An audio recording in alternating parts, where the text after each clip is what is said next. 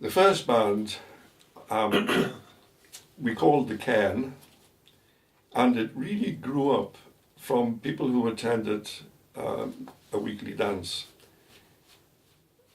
When I started going to this particular dance every week, I learned there were two people, one a piano accordionist and another a button key accordionist, who were also dancers.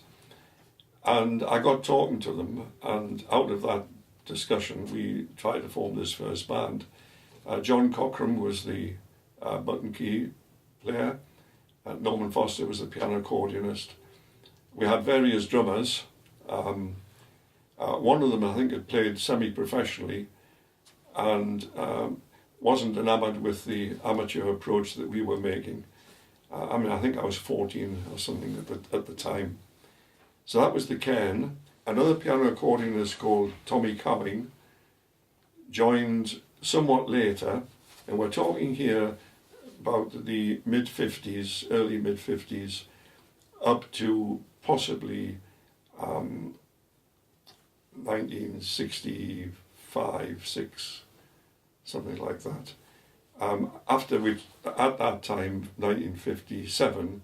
67, I moved to Blyth. I didn't have a car, didn't have a telephone, so I was pretty isolated, couldn't get to practices and whatnot, because we used to meet in Hexham once a week at my uncle's house, because he played the keyboards, he played the piano for us, and we used to make music. But once I moved to Blyth, the distance was too far and we couldn't make that happen.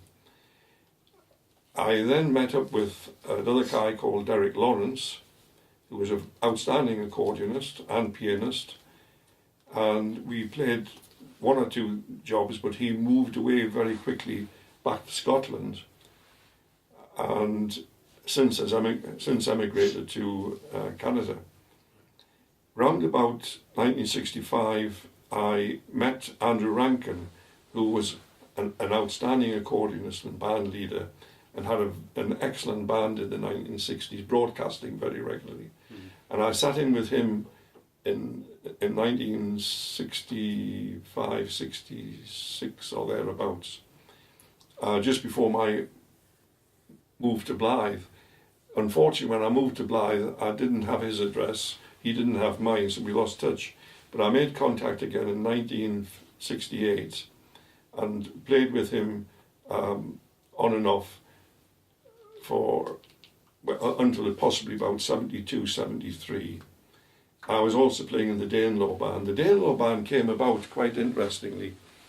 I won, in 1965, I won the Northumbrian Pipers Fiddle Medal, and as a result was asked to play at the concert at the Annick Gathering.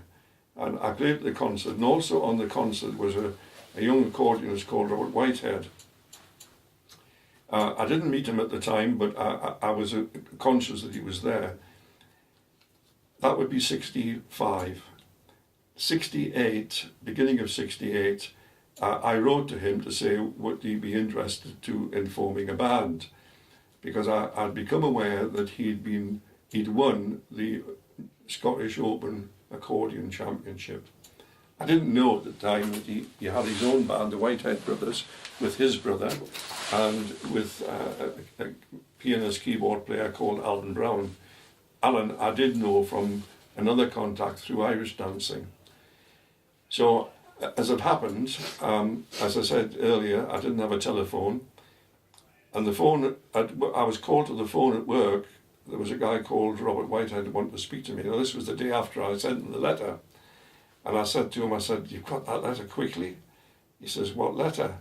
He said, I'm just phoning up to see if you'll join us for a dance this Friday night. So my letter crossed with his phone call, and Alan Brown picked us up for the dance, and we played up at Cornhill on the Borders. And that's how the Danelaw started. It eventually moved into the Danelaw with a bass player who sadly, in one sense, disappeared soon afterwards, pursuing higher studies and education.